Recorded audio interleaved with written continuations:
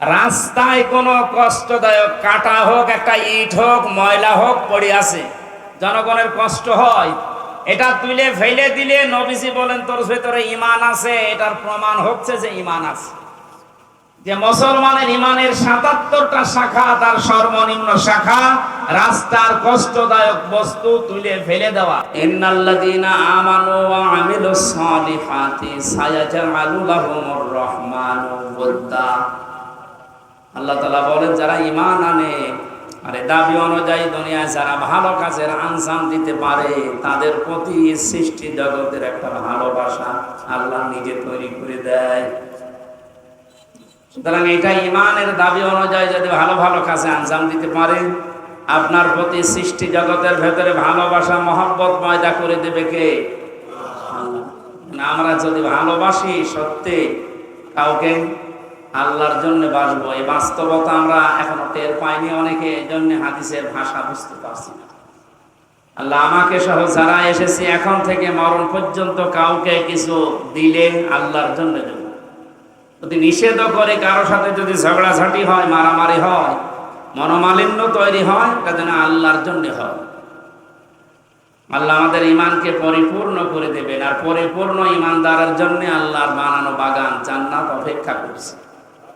আল্লাহ আমাদেরকে তৌফিক দিন হাদিসটা আমল করার, বলেন আমিন।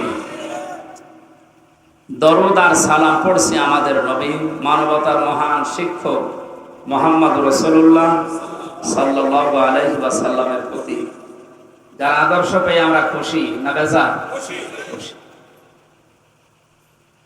কিয়ামতের ময়দানে বিশ্ব নবী মুহাম্মদুর রাসূলুল্লাহকে যারা দুনিয়াতে আদর্শ মেনে চলত, কিয়ামতে নবী তাদেরকে উম্মত বলে পরিচয় দিয়ে কাছে টানবে, সুপারিশ করে জান্নাতে পাঠিয়ে।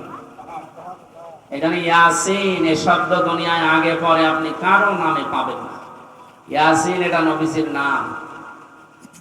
কোরআনে আল্লাহ ৭টা নাম দিয়ে তাকে ডাক দিয়েছে, তার ভেতরে ইয়াসিন, তাহা, মুহাম্মদ, আহমদ, আব্দুল্লাহ, মুজাম্মিল, মুদ্দাসসির। ১ নাম্বার ইয়াসিন। এই নামটা ডাকলেন কেন? ইয়া হরফে নেদা, ইয়া মানে হে, সিন মানে সাজ্জেদ। তাফসিরে কাবীর আল্লামা ফখরউদ্দীন রাজি রহমাতুল্লাহ আলাইহি সিন শব্দের 5টা ব্যাখ্যা দিয়েছেন। তিনি বলেন সিন মানে সাজ্জেদুল আলামিন, সিন মানে সাজ্জেদুল কাউনাইন, সিন মানে সাজ্জেদুল বাশার, সিন মানে সাজ্জেদুল আম্বিয়া, সিন মানে সাজ্জেদুল মুরসালিন। যেহেতু ইয়াসিন সূরার আলোচনা আজকে না, কুরবানির সামনে আমরা ওই রকম একটা আয়াতই পড়েছি। আমি শুধু একটু টাচ দিলাম যে ইয়াসিনের ভেতরে আল্লাহ এগুলো দিয়েছে। আল্লাহ আমাদেরকে ইয়াসিন, আল্লাহর ঘোষণা দেওয়া একমাত্র নেতা দুনিয়ায় মুহাম্মদুর রাসূলুল্লাহ, তাকে অনুসরণ অনুকরণ করার তৌফিক যেন দান করে। এটা জিলহজ মাস আরম্ভ হয়ে গেছে।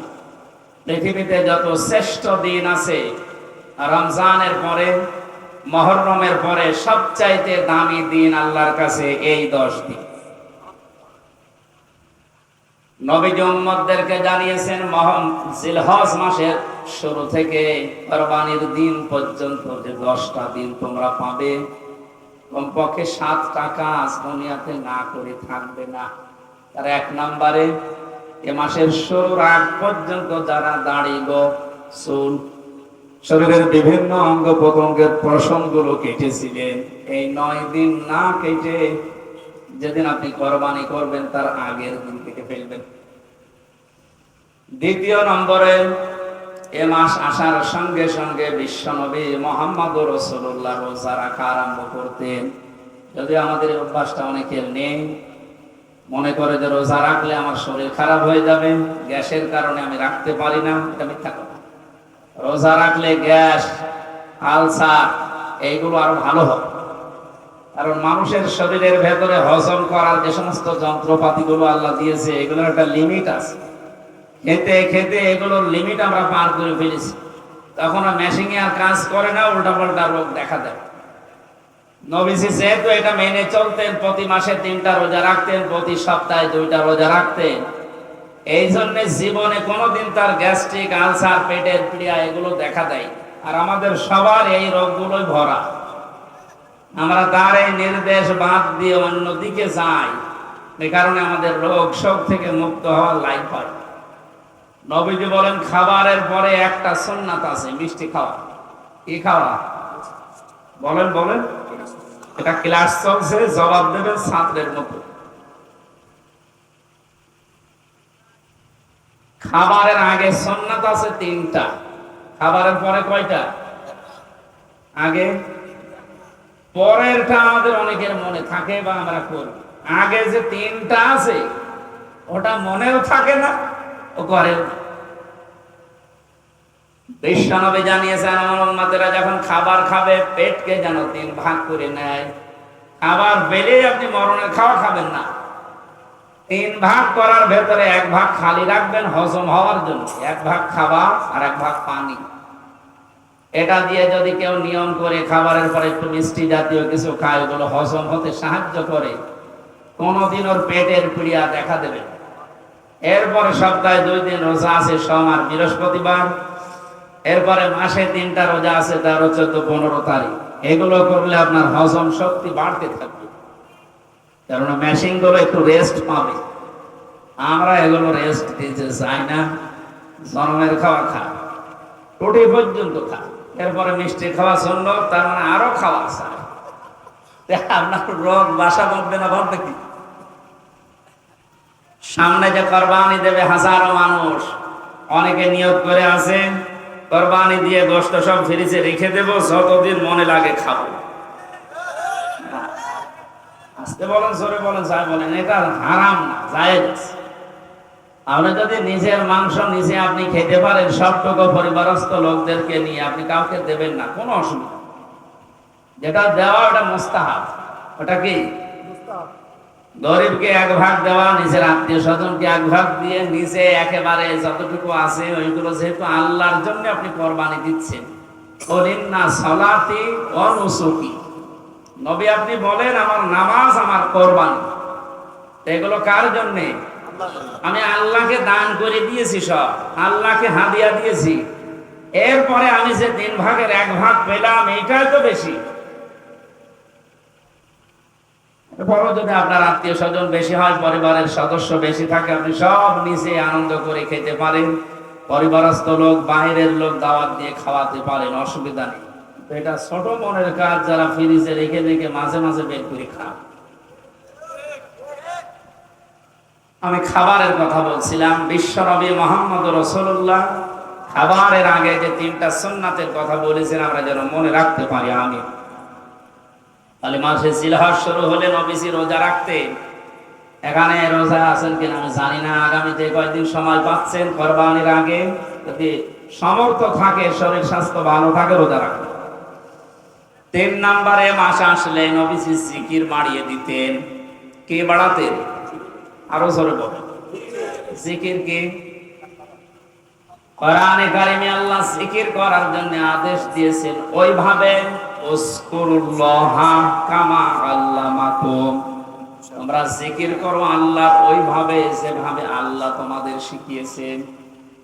বাংলাদেশের কুমিল্লা জেলার বড়রা আর দেবিদ্বার মানে খোঁজ রাখি কিছু না কিছু, এই সমস্ত জায়গাগুলোতে জিকিরের নামে যে ফিকির আরম্ভ হয়েছে কয়েক বছর ধরে, আগে ছিল কিনা আমি জানি না, এগুলো বন্ধ করবে।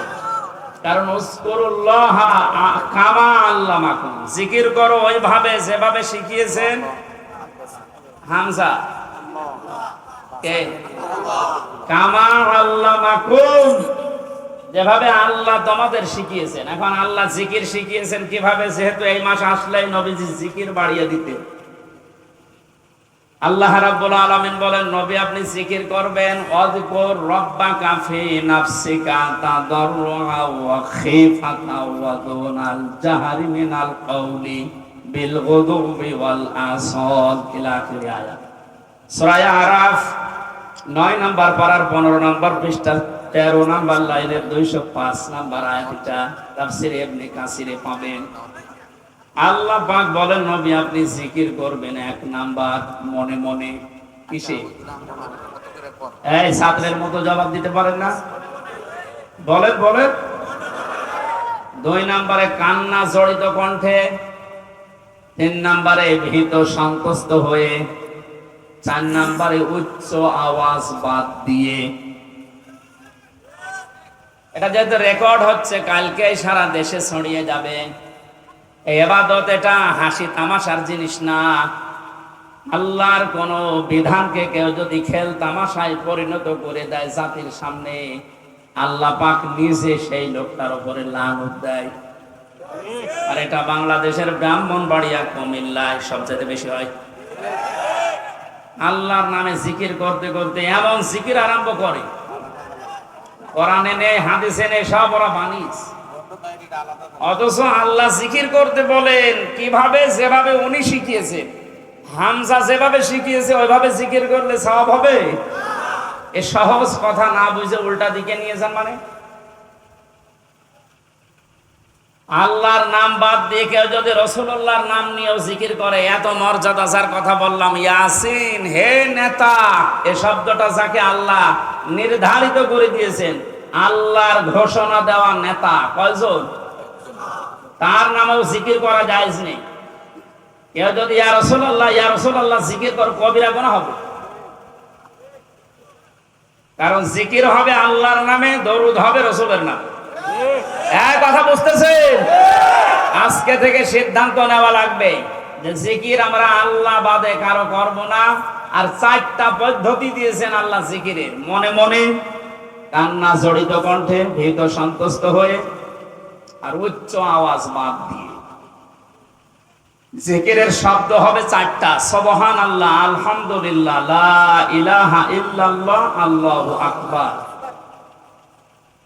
বাংলাদেশে এখন 48,000-এর উপরে সরকারি জরিপে দরবার আছে।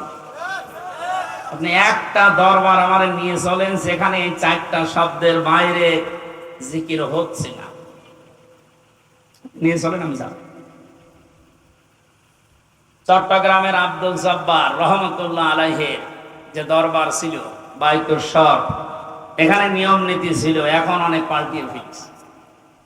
বাকিগুলোর কথা তো বলার মতো ভাষা আমাদের নেই। কিছুক্ষণ ওখানে গেলেই সুবহানাল্লাহ, আলহামদুলিল্লাহ, আল্লাহু আকবার দেয়। এরপরে আলী বাবা, শাহ আলী বাবা, দয়াল বাবা, ন্যাংটা বাবার নামও জিকির হচ্ছে। বলেন তো জিকিরের শব্দ কয়টা, সিস্টেম কয়টা? এর বাইরে যদি কেউ শরীয়ত বানিয়ে বলে না, ইয়া আলী বাবা বলেও জিকির জায়েজ আছে, ওর ঈমান থাকবে। যেহেতু এলাকাতে অনেকে না বুঝে করেন, এটা বাদ দেন। জিলহজ মাস আসলে নবীজি জিকির বাড়িয়ে দিতেন, কিন্তু আল্লাহর শেখানো পদ্ধতিতে। জিকিরের দ্বিতীয় অর্থ হচ্ছে আল্লাহর আইন, আল্লাহর বিধান। খুব খেয়াল করে শুনবেন।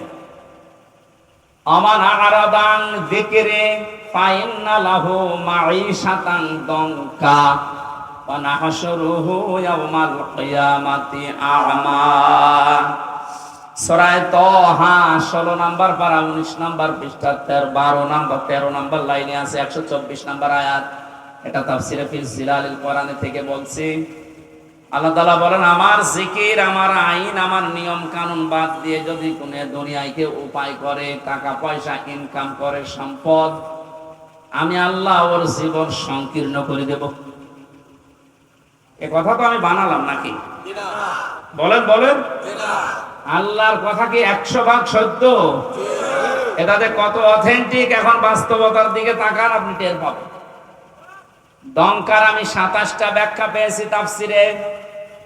1 নম্বরে, পৃথিবী থেকে যদি আল্লাহর আইন বাদ দিয়ে, আল্লাহর বিধান যেটা আছে ওইটা বাদ দিয়ে উপায় করে টাকা পয়সা, চর্ম চোখে দেখবে যে হ্যাঁ উপায় হচ্ছে, আল্লাহ পাক বলেন ওর ভেতরে 1 নম্বরে আমি কোনো বরকত রাখবো না।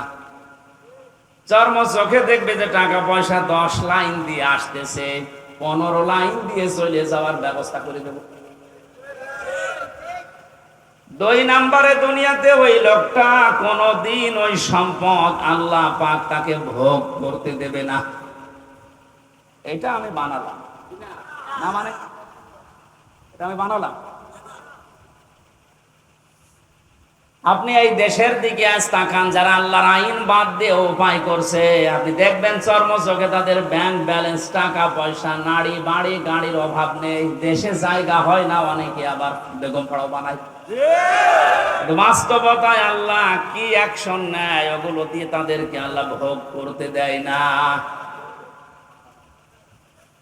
2 নাম্বারের 3 নাম্বারের ব্যাখ্যায় পেয়েছি, এই মানুষটা যখন বিদায় নেবে দুনিয়া থেকে, সব চাইতে অবৈধ ইনকাম যারা দুনিয়ায় করে, এদেরকে আল্লাহ লাঞ্ছিত ভাবে, অপমানিত ভাবে, বেঈমান অবস্থায় বিদায় দেবে।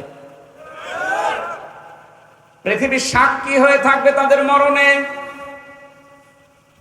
কুষ্টিয়ার পাশে ঝিনাইদহ জেলার একজনে যে কিছুদিন আগেই মারা গেছে, কি অবস্থা তার, যে ডিটেলস এখন আসতেছে, 200 কোটি টাকার মামলা। লোকটা মারা যাবার পর তার লাশের একটা টুকরাও খুঁজে পাওয়া যাচ্ছে না। আজ কয়েকদিন ধরে তার মেয়ে পর্যন্ত কেঁদে কেঁদে বলছে, একটা টুকরা দেন, একটু জানাজা করে মাটি দেয়, তাও সান্ত্বনা পাবো। ফেসবুকে কয়েকদিন আগে দেখেছি, কলকাতায় খেজুর গাছের সাথে 2টা বিচি ঝুলিয়ে আছে। অনেকে বলছে এটা ওই লোকের বিচি। এটা তাকিয়ে দেখলাম যে না, মানুষের বিচি অত বড় হয় না, ওটা মনে হয় ছাগলের বিচি হবে। কোন জায়গায় আল্লাহ মানুষকে নামিয়েছে আপনি টের পাচ্ছেন? আমি শুধু হাসির খোরাকি দেওয়ার জন্য বলি না, এটা বাস্তব দংকার। 3 নাম্বার ব্যাখ্যা, দুনিয়ায় সত্যি যদি আল্লাহর আইন বাদ দিয়ে কেউ উপায় করে, মহান আল্লাহ পাক তাকে এমন অবস্থায় দুনিয়া থেকে বিদায় দেবে, ওই লোকটা দুনিয়ায় সাক্ষী হয়ে থাকবে, ইতিহাস হয়ে থাকবে। পৃথিবী প্রকম্পিত হয়ে যাবে তার মরণ দেখে। 4 নাম্বার ব্যাখ্যা আছে, এই লোকটা যখন মারা যাবে ঈমান তো পাবে না, মরণের সঙ্গে সঙ্গে কবরে দিতে দিতে ওর শাস্তি আল্লাহ নিজে ফেরেশতা দিয়ে আরম্ভ করবে। 4 নাম্বারটা আমি বানালাম নাকি? সবগুলো তাফসীর থেকে আমি নোট করে এনেছি, আপনি বাড়িতে এসে মিলাবেন, দেখবেন আপনার সাথে 2-1টা মিলে যাচ্ছে। এই জন্য আল্লাহর জিকির মানে আল্লাহর আইন, আল্লাহর বিধান। আল্লাহর বিধান বাদ দিয়ে দুনিয়াতে সত্যি কেউ যদি উপায় করে, শরীক ফাঁকি দিয়েছেন যারা, শরীক ফাঁকি দেয় না দেশে? কত মানুষ এখন হজে আল্লাহর ঘর তাওয়াফ করছে, নবীজিকে সালাম দিচ্ছে রওজার পাশে দাঁড়িয়ে, অথচ নিজের আপন ভাইয়ের জমি জাল দলিল করে নিজের নামে লিখে নিয়েছে। এটা আমি মনে হয় বেশি বলে ফেললাম, নিজে ছিলাম হজে, দেখেছি। হজে আসার সময় বনের সম্পদ গুলো ফাঁকি দিয়ে নিজের নামে লিখে নিয়েছে। বোনকে তো মানুষ করে বিয়ে দিয়েছি, এই যথেষ্ট, আবার জমি দেব কেন? জমি দেবে কেন মানে তুমি তোমার বাবার ছেলে, আর ওইটা কি ও ধার করিয়ে নিছে? আপনি আল্লাহর একটা বিধান পালন করার জন্য 7.5 লাখের উপরে টাকা খরচ করে হজে গেলেন, অথচ বনের 3 লাখ টাকা আপনি আত্মসাৎ করে গেলেন। এখানে বিধানটা কার ছিল?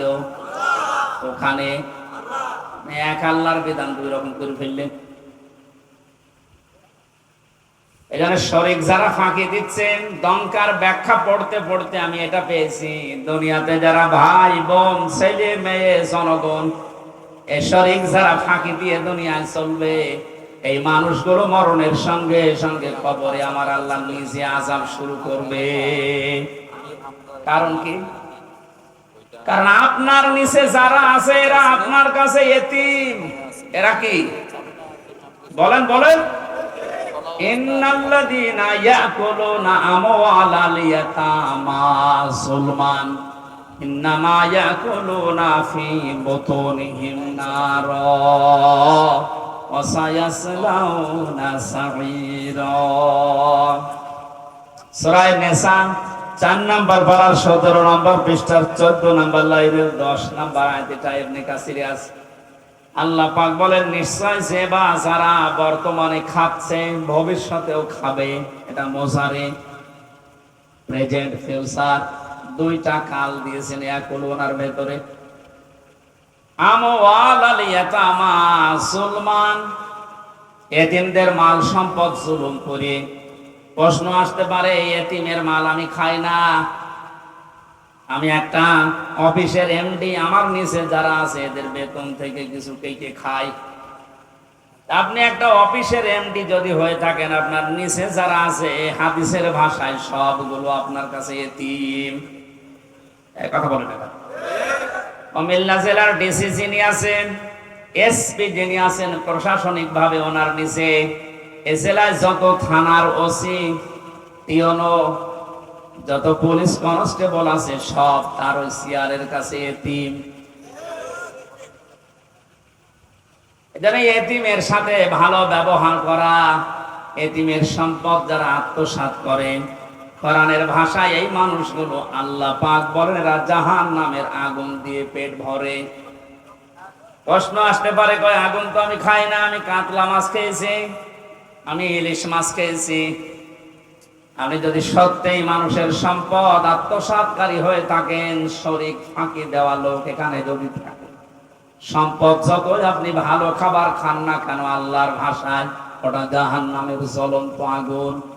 এই আয়াত পড়ার পরে আমার মনে হচ্ছে বাংলাদেশে এখন 100 জনের প্রায় 95 জন জাহান্নামের আগুন খাচ্ছে।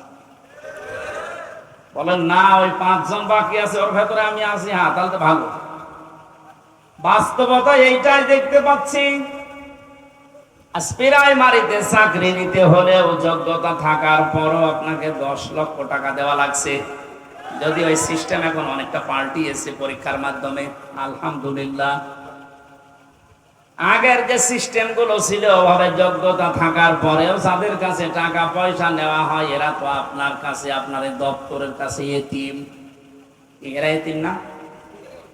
এদের কাছ থেকে আপনি হাদিয়া বলে নেন, আর তওফা বলে নেন, আর চাই বলে নেন, স্পিরিট মানি বলে অনেকে নেয়, এগুলো সব হবে আল্লাহর ভাষায় জাহান্নামের আগুন।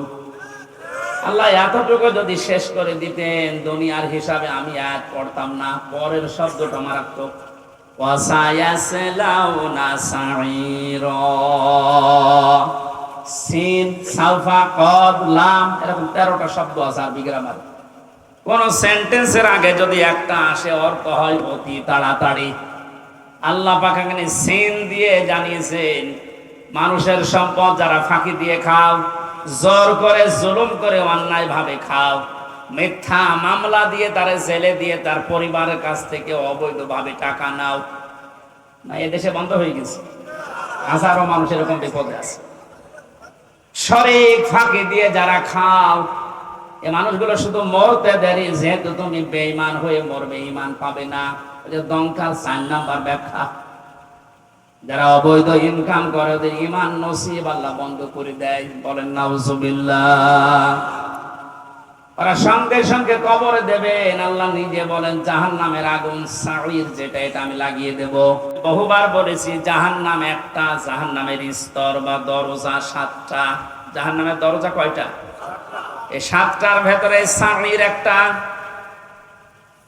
সাঈরে যাওয়ার জন্য যে 4 প্রকার মানুষের নাম আমরা কোরআনে পেয়েছি, তার 1 নম্বরে যারা এতিমের মাল আত্মসাৎ করে, ফাঁকি দেয়, শরীক যারা ফাঁকি দেয়, এদেরকে মরণের পরে আল্লাহ জাহান্নামের সাঈরের নিচে পাঠিয়ে দিয়ে আগুন লাগিয়ে দেবেন।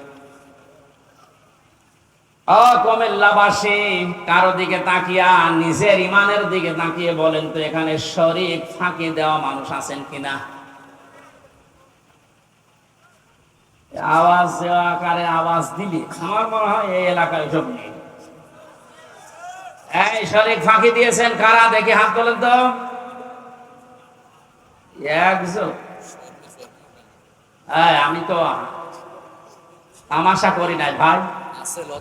সত্যি যদি এরকম থাকেন, আপনার ক্ষতি আপনি নিজে করছেন। যাদের জন্য আখের গোছাতে শরীক ফাঁকি দিচ্ছেন, আপনি চোখ বন্ধ করে দেখেন, এ মানুষগুলো একদিনও আপনার লাশকে বাড়িতে রাখতেও রাজি হবে না, বলবেন হাজি না। অথচ তাদের আরামে শান্তিতে রাখার জন্য আপনি নিজের ভাইয়ের, নিজের বোনের সম্পদটা ফাঁকি দিয়ে রেখে দিলেন।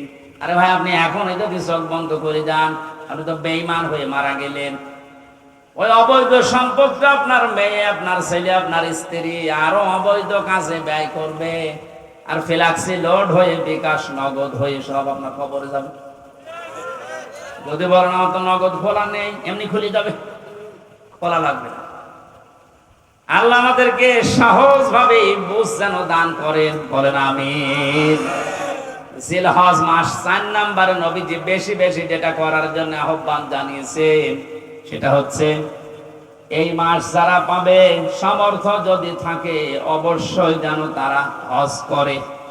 হ্যাঁ, এখানে যারা দায়িত্বে আছেন, এই মন্ত্রণালয়ে যারা আছেন, আমাদের পাশের রাষ্ট্র তবে হিন্দু রাষ্ট্র, হজে যাওয়ার পরে আমি দেখেছিলাম ওখান থেকে হজে যেতে বাংলাদেশের 3 ভাগের 1 ভাগ টাকা লাগে।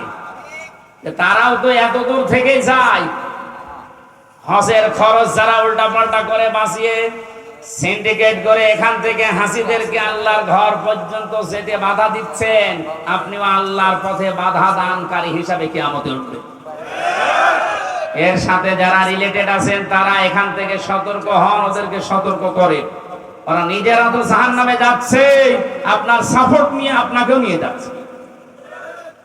যদি বলেন আমি কি করব, আমার তো কিছু করার নেই, আমি একেবারে নিচে আছি। ঈমান রাখার জন্য যে পদ্ধতিগুলো আছে 3টা, ওটার একটাও তো আপনার থাকা লাগবে। মান রাআ মিনকুম মুনকারান ফালিয়ুগায়্যিরহু বিয়াদিহি। তোমাদের ভেতরে কেউ যদি আল্লাহ বিরোধী, শরীয়ত বিরোধী কোনো কাজ দেখে, সে যেন অবশ্যই তার হাতের দ্বারা বাধা দেয়। হাত মানে এই হাত, হাত মানে এই হাত। ইয়াদুন মানে শুধু এই হাত না, ইয়াদুন মানে ক্ষমতার হাত, আইনের হাত, প্রভাব প্রতিপত্তির হাত, দলীয় হাত। যে যেই জায়গায় আছেন, আল্লাহ বিরোধী, সমাজ বিরোধী, ইসলাম বিরোধী, মানবতা বিরোধী কোন কাজ দেখলে আপনার ঈমান রাখার জন্য হলেও আপনাকে হাতের দ্বারা বাধা দেওয়া লাগবে। এটা যদি কেউ করে সে ফার্স্ট ক্লাস ঈমানদার। এটা যদি আপনি না পারেন, আপনার হাতে যদি প্যারালাইজড হয়, না সম্ভব না, এ করতে গেলে আপনার বিপদ আরো বাড়বে। তখন আপনি মুখের দ্বারা হলেও প্রতিবাদ করবেন, না এটা অন্যায়, এটা বন্ধ করেন। আর আমরা এটাই করছি। কুমিল্লা শহর থেকে মাত্র 2 কিলোমিটার দূরে ভারতের এরিয়া, ওখান থেকে একজন হজে গেলে ওর যদি 2.5 লাখ টাকায় হয়ে যায়, আমার 7.5 লাখ লাগবে। কোন কারণে? সিন্ডিকেট ভাঙা লাগবে। কোটি কোটি টাকার ব্যবসা করছে এখানে যারা দায়িত্বে আছে তারা। এই জন্য আমাদের যেহেতু ওই পর্যায়ে কিছু করার নেই, হাত তো নেই, হাত তো প্যারালাইজড। সুতরাং মুখের দ্বারা প্রতিবাদ করা যতটুকু ভাষা আছে আমরা করলাম। আল্লাহ যেন আমাদের এই ভাষাটাকে কবুল করে। এটাও যদি না পারা যায়, সর্বশেষ মনে মনে ঘৃণা করা, এইটা অনেকে করে না। আরো আল্লাহ বিরোধী, আল্লাহর ঘরে যেতে ডাইরেক্ট না ইনডাইরেক্ট ভাবে বাধা দেওয়া হচ্ছে, আরো খুশি হয়। আজকের এই অনুষ্ঠানটায় আমরা কি বলবো বলেন তো? যেহেতু কোরআনে কারিমের সামনে যে তেলাওয়াতকৃত আয়াত পড়লাম আপনাদের, এটা কোরবানি সংক্রান্ত, আর সামনে 4-5 দিন পরে কোরবানি। আমাদের এখানে আলোচনা তো ওই ধাঁচে আমরা করব। এর পরেও যদি কোনো মহল উল্টাপাল্টা ধারণা করে এটা বন্ধ করে দেয়, এটা ডাইরেক্ট না ইনডাইরেক্ট যারা চেষ্টা চালিয়েছিলেন, আপনি কোরআনে বাধা দানকারী হিসাবে কিয়ামতে উঠবেন।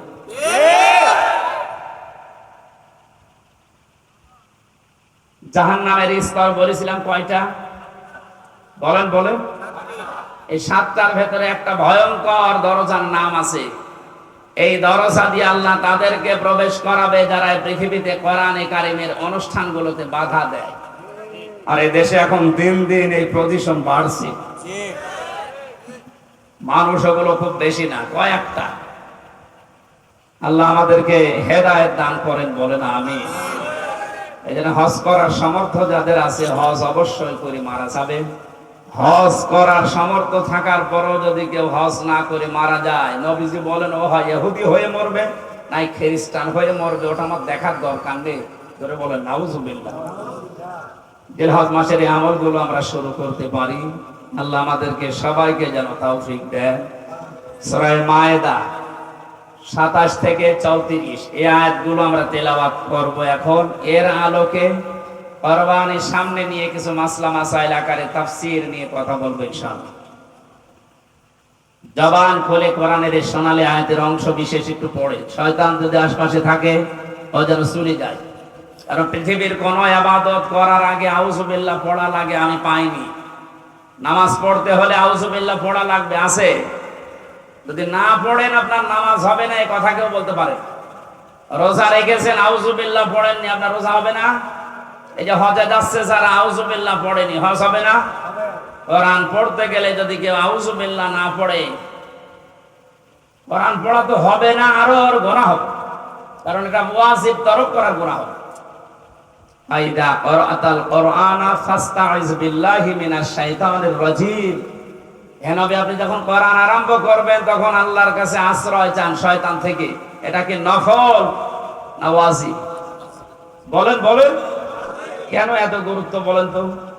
নামাজের মতো, রোজার মতো, হজের মতো এত বড় বড় বিধান পালন করতে গেলে আউযুবিল্লাহ পড়া লাগছে না, অথচ কোরআন পড়তে গেলেই পড়া লাগে।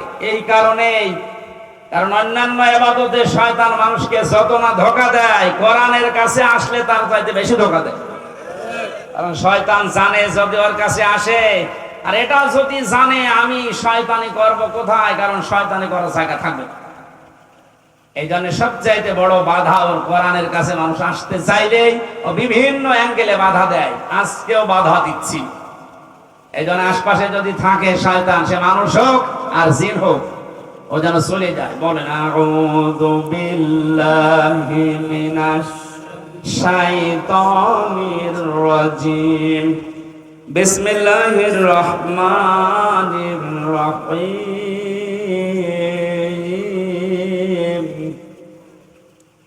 ওয়াতলু আলাইহিম নাবা বনাই আদামা বিল হক।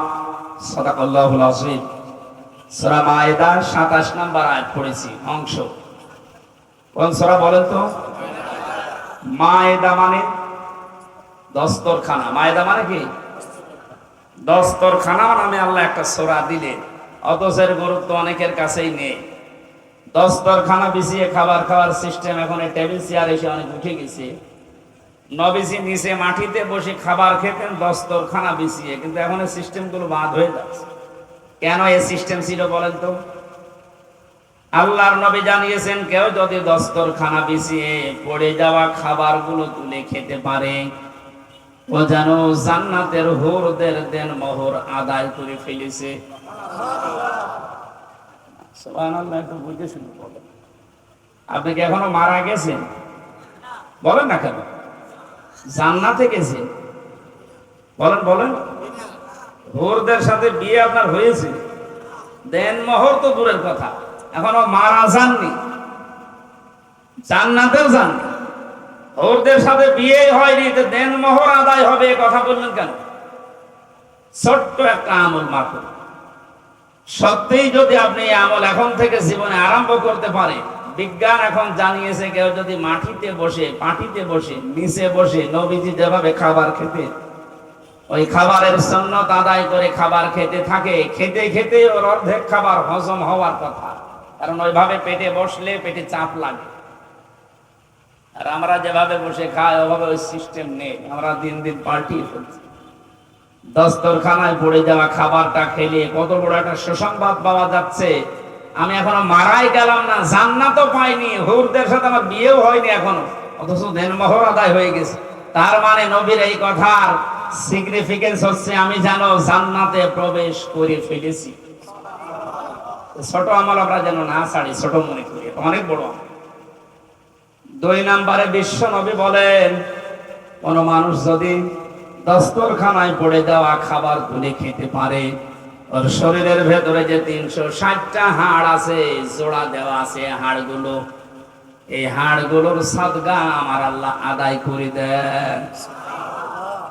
সাহাবায়ে কেরামের সামনে যখন এই হাদিসটা বলা হয়েছিল, গরিব সাহাবীরা বলে, হে নবী, আমরা গরিব মানুষ, 360টা হাড়ে এই যে জোড়া দেওয়া আছে, যে আঙ্গুলের ভেতরে জয়েন্ট গুলো আছে, এই কেন এর ভেতরে জয়েন্ট আছে, হাঁটুর ভেতরে জয়েন্ট আছে, 360টা আছে জোড়া জয়েন্ট।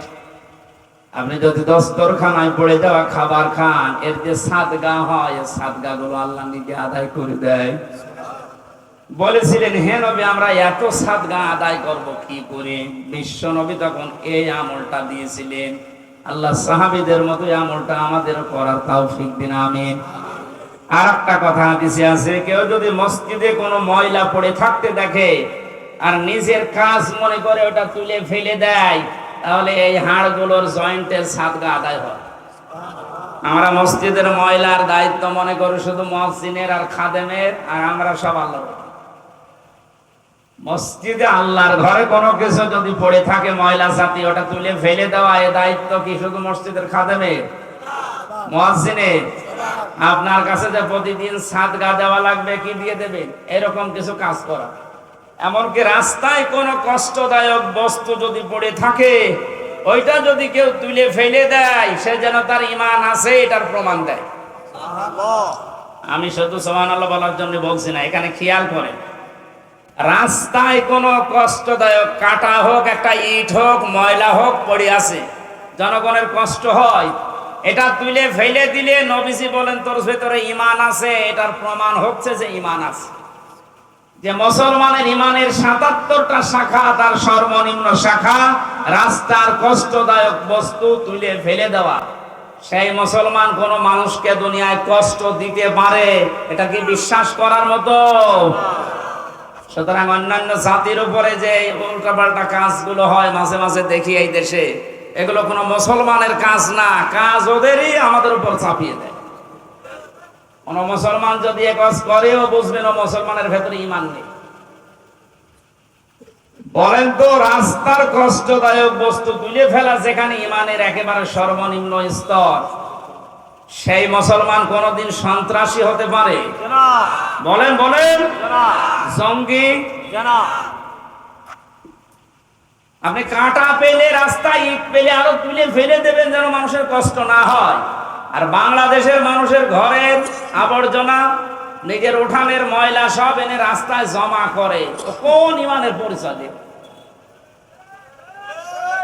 আপনাদের কুমিল্লা জেলা একটু পরিষ্কার আছে, এই জন্য টের পাচ্ছেন।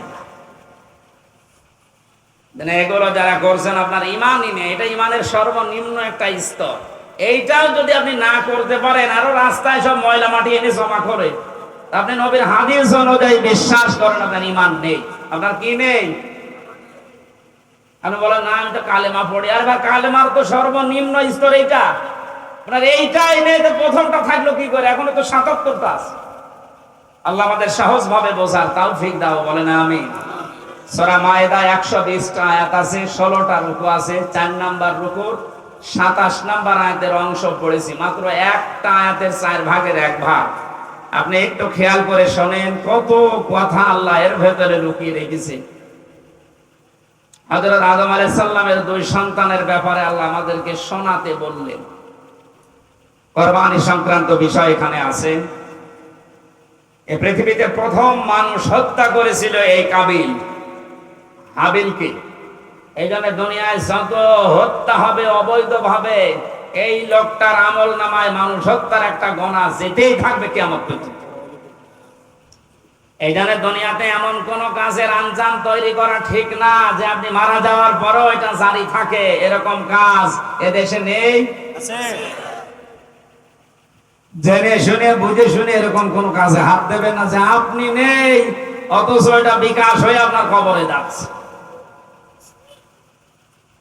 আল্লাহ রাব্বুল আলামিন সতর্ক করছেন, অতলো হে নবী আপনি তেলাওয়াত করেন,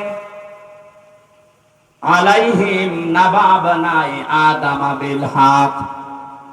এটা কুমিল্লার দেবীর দ্বার, এই যে উম্মত গুলো বসে আছে এদের সামনে আপনি তেলাওয়াত করেন আদম নবীর ২ সন্তানের কাহিনী, যথাযথভাবে সঠিকভাবে এদেরকে আপনি ইতিহাস শোনান। প্রশ্ন আসতে পারে, হাজার হাজার বছর আগে পৃথিবীর প্রথম মানব হযরত আদম আলাইহিস সালাম, তার ২ সন্তানের কাহিনী শুনে আমরা করব কি না? তারা যে একটা বিষয়কে নিজেদের পক্ষে আনার জন্য আল্লাহর যে পদ্ধতি কোরবানি দেওয়া, আমি ইতিহাস বলার জন্য এখানে বসি নাই, তাফসীর থেকে কয়েকটা কথা আনার জন্য, শিক্ষা দেওয়ার জন্য বলছি। হযরতে আদম নবীর সন্তান জোড়া জোড়া তৈরি হতো ওই সময়, আগের পক্ষে পরের পক্ষে এভাবে মিল করে তিনি বিয়ে দিতেন। যেহেতু মানুষের সময় কম ছিল, ওই সময় শরীয়তে ওটা জায়েজ ছিল। বিবাহ দেওয়ার জন্য তাসলিমা আর আকলিমা মেয়েটা সুন্দর ছিল, এজন্য আগের পক্ষের এই কাবিল বলে না আমি এটা মানি না, আমার পক্ষে যে আসবে এটা সুন্দরী হয়নি, এজন্য আমি ওকে বিয়ে করব না, আমি ওইটা চাই। মেয়েদের প্রতি ভালোবাসা, তাদের সৌন্দর্যের প্রতি, তাদের চেহারার প্রতি আকর্ষণ, এটা আমার আল্লাহ দুনিয়া তৈরি হওয়ার পর থেকেই করে দিয়েছে।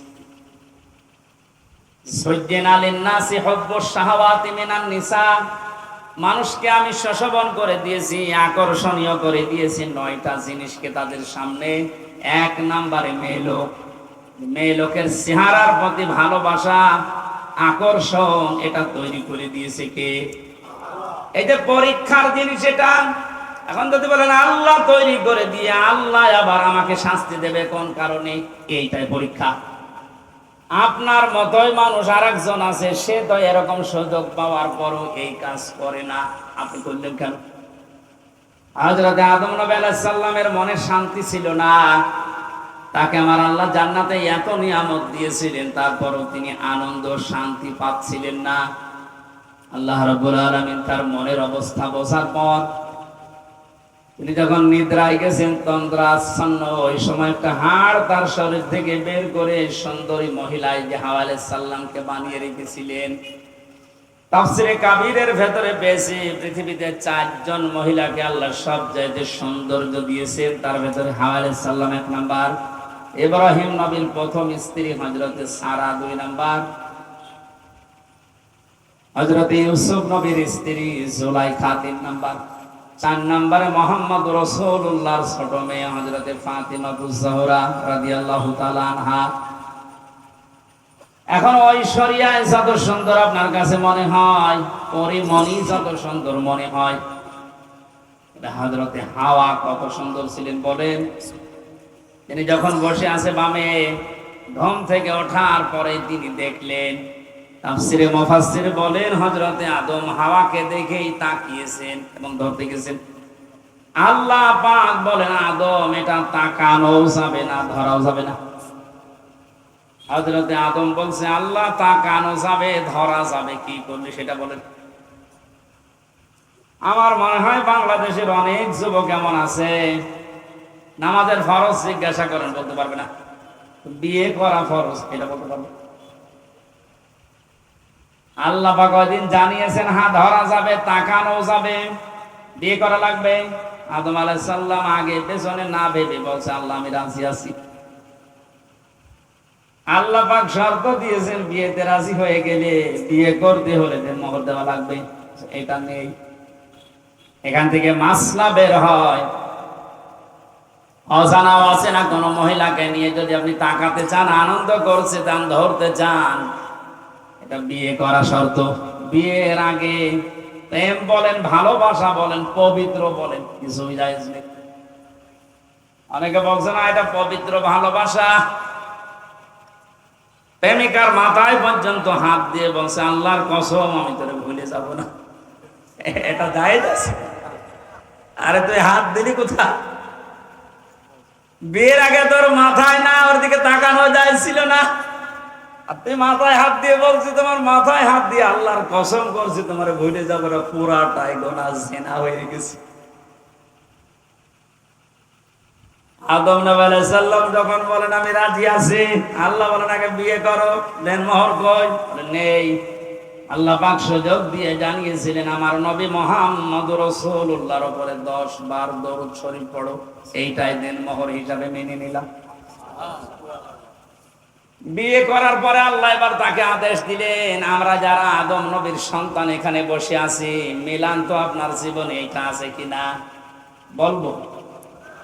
অকুলনা ইয়া আদম উসকুন আনতা ওয়া যাওজুকাল জান্নাতা ওয়া কুলা মিনহা রাগাদান হাইথু শি'তুমা ওয়ালা তাকরাবা হাদিহিশ শাজারাতা ফাতাকুনা মিনাজ জালিমিন।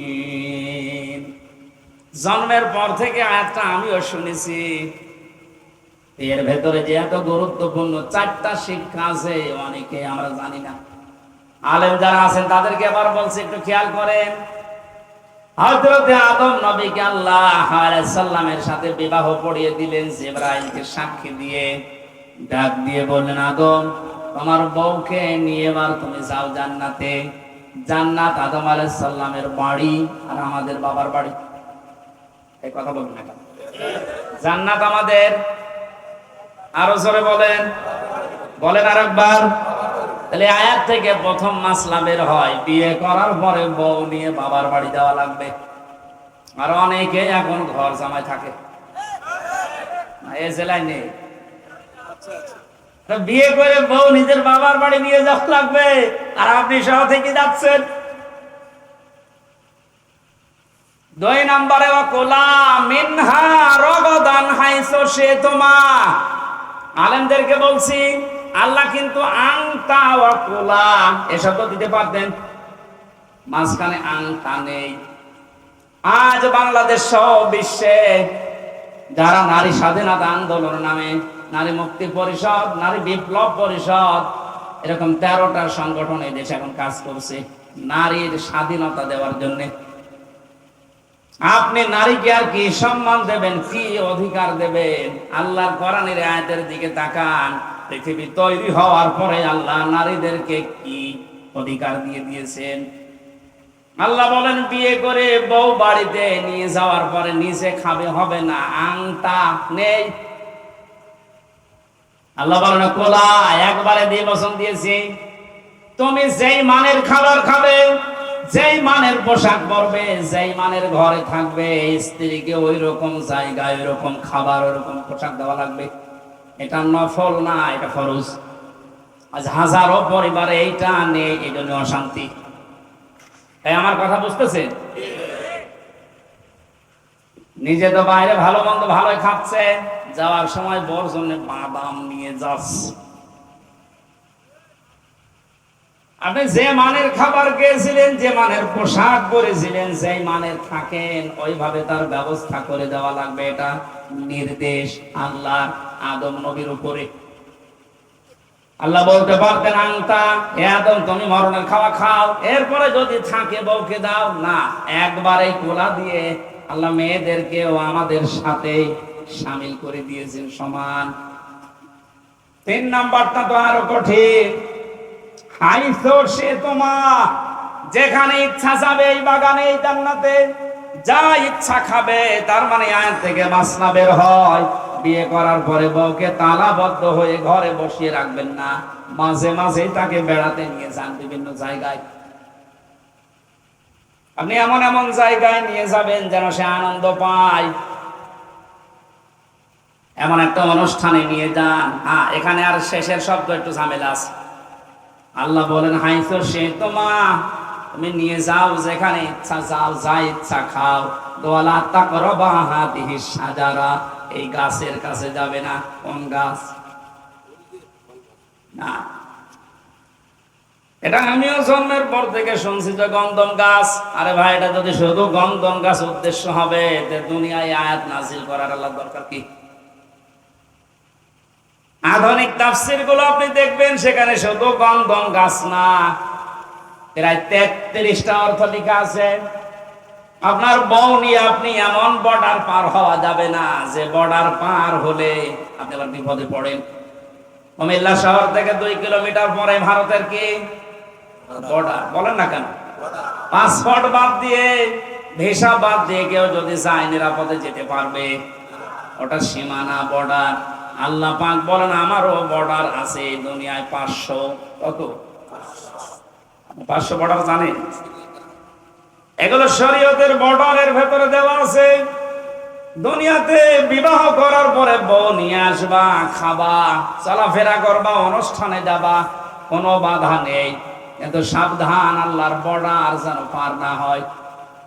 এমন অনুষ্ঠানে যাওয়া যাবে না যেখানে গেলে নিজেরও পর্দা থাকে না, বউরও পর্দা থাকে না। এরকম অনুষ্ঠান দেশে নেই? শিশু মেলায় যাচ্ছে বউ নিয়ে, শিশু নেই, শুধু শিশুর খালার আর মামারা। ওখানে গেলে আপনার আরো অ্যাক্সিডেন্ট হবে।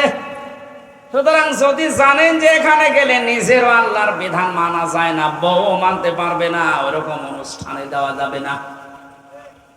ওইরকম বিবাহ অনুষ্ঠানে যাওয়া যাবে না যেখানে গেলে নিজে আল্লাহর বর্ডার পার হয়ে যাওয়া লাগে, স্ত্রীও পার হতে বাধ্য হয়। এখন যদি বলেন না গেলে আবার আত্মীয়তা থাকে না, আল্লাহর বিধান বাদ দিয়ে যদি আত্মীয়তা নষ্ট হয়ে যায়, যাক, ওইরকম আত্মীয় দরকার নেই। যে আত্মীয়র কারণে জাহান্নামের আগুনে যাওয়া লাগবে, ওইরকম আত্মীয় থাকার চাইতে না থাকাই ভালো। লা তাআতা লিমাখলুকিন ইল্লা বিমাসিয়াতিল খালিক। আল্লাহর নাফরমানি হয় এরকম কোন কাজ দুনিয়ায় কারো অনুসরণ করা, আনুগত্য করা জায়েজ?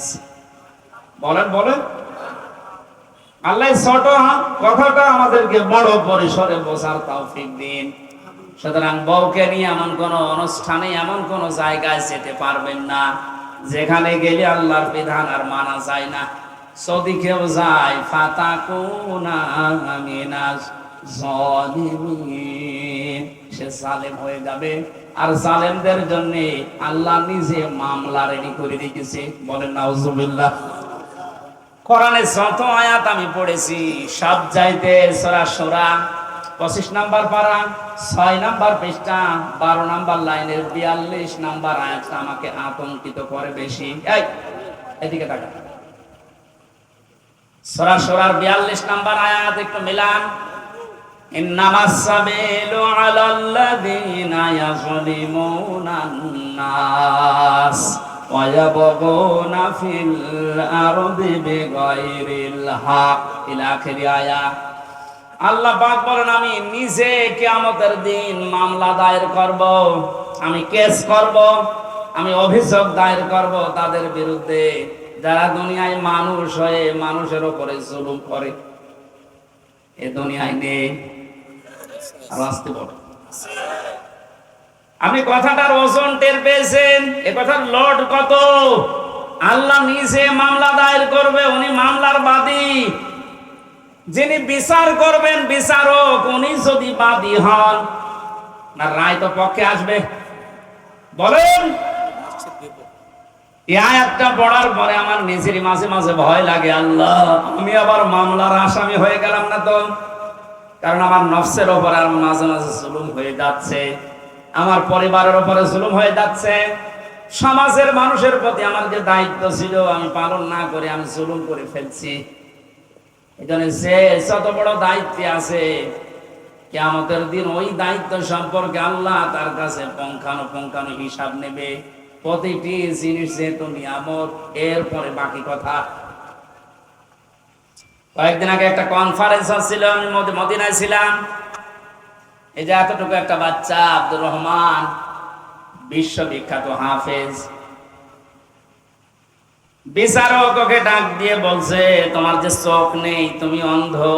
এই 11 বছর বয়সে কোরআনের হাফেজ হয়ে গেছে, তাও যেমন তেমন হাফেজ না। বিশ্বের ভেতরে সেরা যারা তাদের ভেতরে তুমি একজন। তোমার যে চোখ নেই, আল্লাহর উপরে তোমার কোনো অভিযোগ নেই। ছেলেটা কেঁদে ফেলেছে, ডাক দিয়ে বলে, বিচারক আমার কোনো অভিযোগ নেই, আমি আরো আনন্দে আছি। বিচারপতি ডাক দিয়ে বলছে, তোমার কোনো অভিযোগ নেই, আনন্দে আছো মানো? ছেলেটা বলছে, হুজুর যেদিন বিচার শুরু হবে, আসল বিচার কিয়ামতে, আমি তো কোরআনে কারিমের আয়াত পড়েছি আপনার সামনে, সুম্মা লা তুসালুনা ইয়াউমাইযিন আনিন নাঈম। কিয়ামতের দিন প্রতিটি নিয়ামতের হিসাব আল্লাহ নিচে ধরবেন। আমার পা থেকে শুরু করে মামারা যখন মাথা পর্যন্ত হিসাব আল্লাহ শুরু করে দিয়েছে, পা দিয়ে, এরপরে হাঁটু দিয়ে, এরপরে পেট দিয়ে, হাত দিয়ে, আস্তে আস্তে আমার কাছে চোখের কাছে যখন আসবে, আমি আল্লাহকে বলতে পারবো, অন্তত মাবুদ একটু দাঁড়ান। মন্ত্রী শেখ হাসিনা যদি আপনার বিরুদ্ধে মামলা দেয়, আপনি তো কালকে বের হয়ে যাবেন নাকি? সুতরাং যে যত বড় ক্ষমতাশালী, সে যদি মামলার বাদী হয়ে যায়, পৃথিবীতে সবচাইতে বড় ক্ষমতার মালিক কে বলেন তো? আল্লাহ আয়াতে জানালেন, আমি নিজে তোর বিরুদ্ধে মামলা দেব। এই জন্য আল্লাহর বিধানগুলো ওভারটেক করে পার করে ফেলে আমরা যেন আল্লাহর মামলার আসামি হয়ে না যাই, এগুলো খুব হিসাব নিকাশ করে পা ফেলা দরকার। আদম নবীর সন্তানের কাহিনীগুলো আল্লাহ এবার শোনাতে চেয়েছেন কেন? এবার খেয়াল করেন। আল্লাহ পাক বলেন, হে নবী, আপনার উম্মতদেরকে যখন পাবেন তাদের সামনে আমার এই আয়াতগুলো তেলাওয়াত করে শোনান। এটা হাজার হাজার বছর আগে হযরতে আদম নবীর দুই সন্তানের কাহিনী। এই মেয়ে লোক নিয়ে তারা ঝগড়ায় বিপদে নিমজ্জিত হয়েছিল। শেষ পর্যন্ত আদম নবীর শরীয়ত অনুযায়ী তাদেরকে বলেছিলাম, তোমরা কোরবানি করো। আমাদের যেমন পশু করার নিয়ম, ওই সময় নিয়ম ছিল আলাদা। ওরা এরকম চাটিয়াল ময়দানে পশু জবাই করে রেখে আসতো, আগুনের ঝলক আকাশ থেকে এসে পুড়িয়ে ফেলতো, তারটা কবুল হয়ে যেত। আর যারটা পড়ে থাকতো তারটা কবুল হতো না। আমার মনে হয় এই শরীয়ত যদি এখন আমাদেরও থাকতো, এই দেশে কত মানুষের কোরবানি ধরা পড়ে যেত। আমার ভাইরা, বেশি সময় হয়ে গেল, শেষ করে দিই নাকি? আমার কেবল আয়াত শুরু হচ্ছে, গরমের ভেতরে তো আসলে 1 ঘন্টা হয়ে গেছে। শেষ করে দিই। জেনা মানে এই যে মানুষগুলো ব্যস্ত না, এদের আরো কাজ আছে, আমারও কাজ আছে। হ্যাঁ, সালাম ছেড়ে দিয়ে এত লং টাইম কথা বলায় গরমের ভেতরে। তারা কোরবানি দিয়েছিল, একজনেরটা যখন কবুল হওয়ার পরে আর একটা হয়নি, প্রতিহিংসার বশবর্তী হয়ে হাত উত্তোলন করেছিল মারার জন্য। আল্লাহ রাব্বুল আলামিন এই কাহিনীটা শোনানোর মাধ্যমে আমাদেরকে সতর্ক করছেন, এ দুনিয়া থেকে যদি কাঙ্ক্ষিত মানের জায়গায় যেতে না পারো, যার কারণে যেতে পারো না, ওর প্রতি প্রতিশোধ পরানো হলে তার ক্ষতি করো না। যেটা সবচাইতে বেশি আমরা করি। إذ قربا قربانا فتقبل من أحدهما ولم يتقبل من الآخر قال لأقتلنك। এই কাবিল তখন ডাক দিয়ে বলেছিল, ভাই তুমি কি এমন কাজ করো যে তোমার আগুনের ঝলক এসে পুড়িয়ে ফেলেছে? আমিও তো তোমার সাথেই বসবাস করি, আমারটা নিয়ে নিল না। তুমি যেহেতু পথে এখন বাধা হয়ে আছো, তোমার এই রাখবো না, তোমার শেষ করে দেই। হযরতে হাবিল ওই সময় যে কথাটা বলেছিল, শুধু ওই সময়ের জন্য না, এটা কিয়ামত পর্যন্ত আয়াতটা কোরআনে থাকবে, এখন আছে। আমাদের জন্য শিক্ষা হচ্ছে, হাবিল বলেছিল, ক্বালা ইন্নামা ইয়াতাকাব্বালুল্লাহু মিনাল মুত্তাকিন।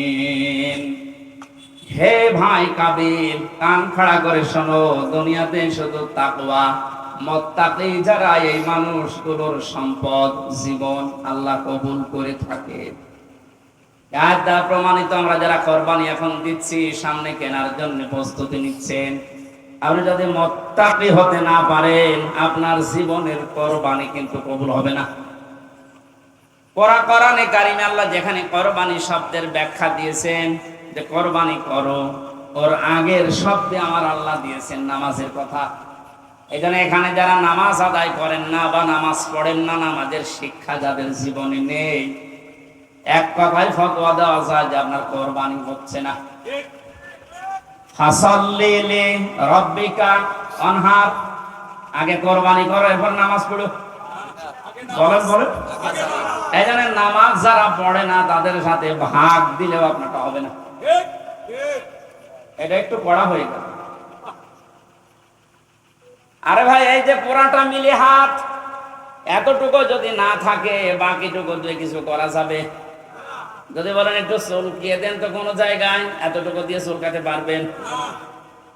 আল্লাহ ফাসাল্লি আগে দিয়েছেন যে নামাজ আদায় করো আগে। আরে নামাজের শিক্ষার ভেতরে যে 27টা আছে, তার ভেতরে একটা শিক্ষা হচ্ছে ওয়ানহার, কোরবানি করো। কোরবানি এটা শুধু পশুর ভেতরে সীমাবদ্ধ না, ইসলাম মানতে গিয়ে আপনাকে কোরবানি করা লাগবে। আপনার সম্পদ, আপনার জীবন, আপনার সময়, আপনার লেখনী, আপনার বক্তব্য সব যেন আল্লাহর জন্য, ইসলামের জন্য, আপনি কোরবানির জন্য প্রস্তুতি নিতে পারেন। এই শিক্ষা 1 বছর পর পরে আমাদের দিতে আসে। পশু কোরবানি করার আগেই নিজের ভেতরের পশুত্বকে যদি আমরা কোরবানি করতে না পারি, কিয়ামত পর্যন্ত হায়াত পেয়েও আপনার কোরবানি আপনি ওই কাবিলের মতো কবুল করাতে পারবেন না। এই জন্য যারা জবাই করার জন্য প্রস্তুতি নিচ্ছেন, কোরবানি পশুর গলায় ছুরি দেওয়ার সঙ্গে সঙ্গে নিয়ত করবেন, আল্লাহ আমার ভেতরের যে পশু আছে অহংকার, হিংসা, দাম্ভিক্য, এটাও আমি আজকে জবাই করে দিলাম। এইরকম কোরবানি দেওয়া মানুষ বাংলাদেশে ভরি ভরি। আল্লাহ, যারা আমরা কোরবানি দিচ্ছি, এভাবে কোরবানি দেওয়ার তৌফিক আমাদেরকে তুমি দান করো, যেন কাবিলের মতো হয় না, হাবিলের মতো কবুল হয়ে যায়। বলেন আমিন। সম্মানিত ভাইরা, আমি দাম্পত্য জীবন নিয়ে কয়েকটা বই লিখেছিলাম, 6টা। তার ভেতরে 2টা বই নিয়ে এসেছি। পারিবারিক জীবনে যাদের অশান্তি, এটা থেকে উত্তরণের উপায় 19টা লিখেছি। আমার কাছে বইটা আছে, আপনারা নিয়ে বাড়িতে মেয়েকে, বউকে, মাকে, ফুফুকে, মেয়েদেরকে পড়াবে। পরকীয়া, প্রেম সংক্রান্ত বিষয়গুলো কোরআন এবং হাদিস থেকে সূক্ষ্ম সূক্ষ্মভাবে বের করে আমরা লিখেছিলাম। আল্লাহ আমাদেরকে বাস্তবে এটা আমল করার তৌফিক দিন। প্রচন্ড গরম আর সবাই ব্যস্ত আমরা, এই জন্য অনেক রাত হয়ে গেছে, শেষ করে দিচ্ছি। আগামীতে মাহফিলগুলো আমরা শীতের সময় নেব, গরমের সময় আসলে এগুলো হয় না। এই পারভেজ ভাই উনি বাইরের দেশ থেকে এসেছিলেন, সিঙ্গাপুরে না কোথায় থাকে উনি, আসলে এই সময় তো মাহফিল হওয়ার কথা না, তারপর ওনার ডাকে সাড়া দিয়ে সে কুষ্টিয়া থেকে এসেছিলাম আপনাদের মেহমান হয়ে। এটা মোনাজাত করে এরপরে বইটা নিয়ে আপনারা বিদায় নিন। আল্লাহুম্মা আমিন। লা ইলাহা ইল্লা আনতা সুবহানাক ইন্নী কুনতু মিনাজ জালিমিন। লা ইলাহা ইল্লা আনতা সুবহানাক ইন্নী কুনতু মিনাজ জালিমিন। ফাস্তাজাবনা লাহু ওয়া নাজ্জায়নাহু মিনাল গাম্মি ওয়া কাযালিকা নুনজিল মুমিনিন। রাব্বুল আলামিন, কুমিল্লা জেলার দাউদ দেবিদ্দার থানার দিকে তাকাও। হাজারো মানুষ আমরা কোরআনে কারিমের কথাগুলো চাতক পাখির মতো বসে শুনেছি। যতটুকুই শুনেছি আমাদের জীবনে আমল করার তৌফিক দাও। সওয়াবগুলো তুমি নবীজির রওজায় পৌঁছিয়ে দাও। কিয়ামতের দিন সুপারিশ করে আমাদেরকে জান্নাতে নিয়ে যাবেন। এই মাহফিলের আয়োজন করতে গিয়ে তোমার যে বান্দারা শ্রম দিয়েছে, বিশেষ করে আমার পারভেজ ভাই, নাম না জানা যত মানুষ শ্রম দিয়েছে, আমার মামুনুর রশিদ মামুন ভাই সহ প্রত্যেকের শ্রমকে ওসমানের সাথে কবুল করে নাও। আল্লাহ যে বাড়িটা বানিয়েছে বসবাসের জন্য, এটাকে বাইতুল আমান হিসাবে কবুল করে নাও। এলাকায় যত মানুষ কবরে আছে, কোরআনের ইজ্জতে নিজ গুণে মাফ করে দাও। কয়েকদিন পরেই বিশাল কোরবানির নামক যে ইবাদত আমাদের সামনে, এটা ইবাদত হিসাবে পালন করার সুযোগ দাও। যত মুসলমান পৃথিবীতে কোরবানি দেবে আল্লাহ তুমি মঞ্জুর করে নাও। মা বোনদেরকে পর্দায় থাকার তৌফিক দাও। দেশের দায়িত্বে যারা আছে সততার সাথে পালন করার তৌফিক তাদেরকে দান করো। মাননীয় প্রধানমন্ত্রী শেখ হাসিনা থেকে শুরু করে যত মানুষ দায়িত্ব পালন করছে, আল্লাহ হযরত ওমরের মতো বানিয়ে দাও। 560টার উপরে মসজিদ বানিয়েছে আল্লাহ, এই মসজিদ গুলো যারা সেজদা দেয়, এই মসজিদের ওসিলায় যারা দায়িত্বে আছে তাদের ক্ষমা করে দাও। বঙ্গবন্ধু শেখ মুজিবুর রহমান থেকে যত মানুষ দেশ এবং দেশের জন্য জীবন দিয়েছে, এদের স্বাধীন করার জন্য যারা জীবন দিয়ে গেল, আল্লাহ তাদের শাহাদতের মরণ হিসাবে কবুল করো। আগামীতে এই অনুষ্ঠানটা কোরআনের জন্য বিশাল আকারে কবুল করে নাও। মাহফিলের প্রধান অতিথি আমাদের মাননীয় এমপি আবুল কালাম আজাদ সাহেবকে মঞ্জুর করো। মাহফিলের বিশেষ অতিথি যারা এসেছেন, আল্লাহ তাআলা যার যতটুকু যোগ্যতা তোমার দ্বীনের জন্য, ঈমানের জন্য কবুল করে নাও। বারাকাল্লাহু লানা ওয়া লাকুম ফিল কোরআনিল আযীম। কখনকার মরণ চলে আসে জানি না, যখনই মরণ আসবে আমাদের এই জবানে যেন জারি থাকে লা ইলাহা ইল্লাল্লাহু মুহাম্মাদুর রাসূলুল্লাহ। সম্মানিত ভাইরা, এই যে স্টেজে আছে, আপনারা মেয়েদের জন্য নিয়ে যান, এটা কাজে লাগবে। অনেক তথ্য দেওয়া আছে, মেয়েদের জন্য নিয়ে যান।